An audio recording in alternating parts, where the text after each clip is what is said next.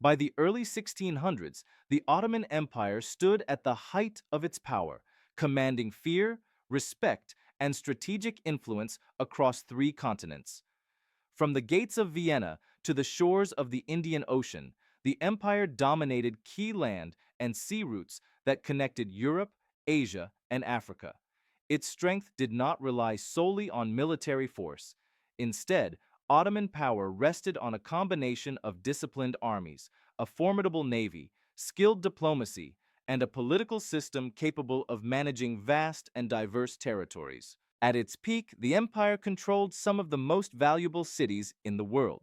Istanbul, the imperial capital, was not only a political center, but also a global hub of trade, culture, and administration. Cairo linked the empire to African commerce, while Baghdad and Damascus secured influence in the Middle East. Control over the Balkans provided strategic depth in Europe, allowing the Ottomans to confront powerful rivals such as the Habsburgs and influence the balance of power on the continent. The Ottoman military was the foundation of imperial dominance. The land army, built around the Janissaries, was one of the most professional and disciplined forces of its time. Trained from a young age, salaried by the state, and equipped with firearms earlier than many European armies, the Janissaries gave the Ottomans a decisive advantage in battle. Their organization and loyalty to the Sultan allowed for rapid mobilization and effective command, especially during large-scale campaigns. Equally important was the empire's naval strength. By the 16th and early 17th centuries, the Ottoman navy ruled much of the Mediterranean. Powerful fleets operated from key ports such as Istanbul, Gallipoli, Algiers, and Alexandria. Ottoman admirals challenged European naval powers, secured trade routes, and protected Muslim pilgrimage and commerce across the seas. Control of maritime corridors enabled the empire to project power far beyond its land borders and disrupt enemy economies. The rivalry with European states defined much of Ottoman diplomacy during this period. Rather than relying only on force, Ottoman leaders skillfully balanced European powers against one another. Alliances shifted depending on political needs, allowing the empire to prevent the formation of a united front against it. Agreements with France, for example, weakened Habsburg influence and opened European markets to Ottoman merchants. This diplomatic flexibility turned foreign divisions into Ottoman advantages. Trade played a central role in sustaining imperial power. The Ottomans controlled key sections of the Silk Road and important sea routes connecting the Mediterranean to the Red Sea and Persian Gulf.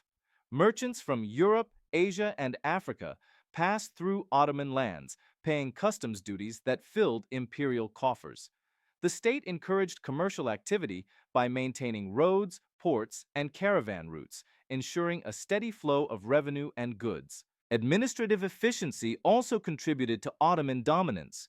The empire developed a complex bureaucracy capable of governing millions of people across vast distances. Officials were appointed based on loyalty and competence rather than noble birth, creating a system where talent could rise through service. Provincial governors collected taxes, maintained order, and reported directly to the center, allowing the Sultan to exercise authority even in distant regions. The Sultan stood at the top of this system as both political ruler and religious leader.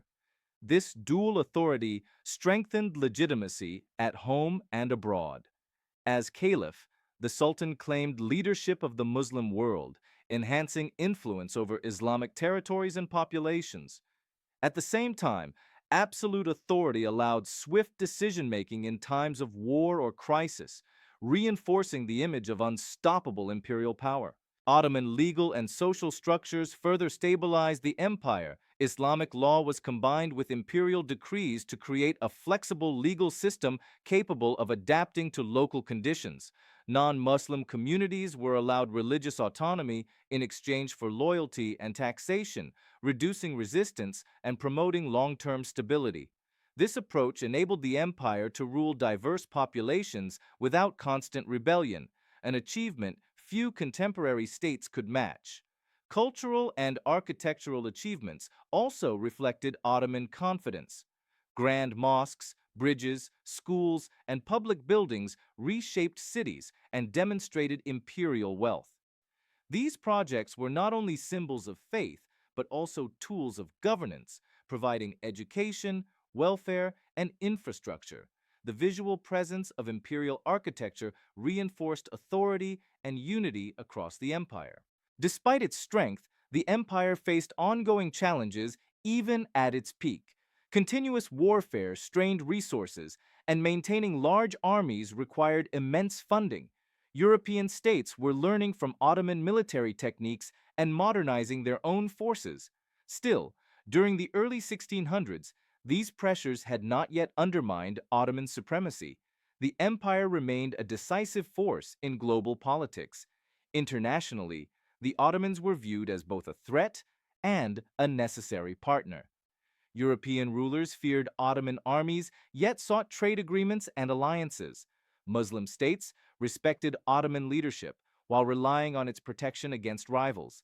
This unique position made the empire a central player in early modern diplomacy, capable of shaping events far beyond its borders. The peak of Ottoman power was not a single moment, but a sustained period of dominance built on strategy, organization, and adaptability. Military strength secured borders, naval control protected trade, and diplomacy prevented isolation. Together, these elements created an empire that set the terms of engagement for rivals across Europe and the Middle East.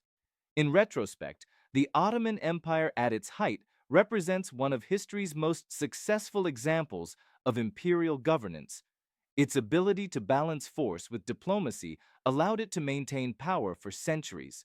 Although decline would eventually follow, the early 1600s remain a period when the Ottomans stood as one of the world's most formidable states, shaping global politics through strength, strategy, and calculated restraint.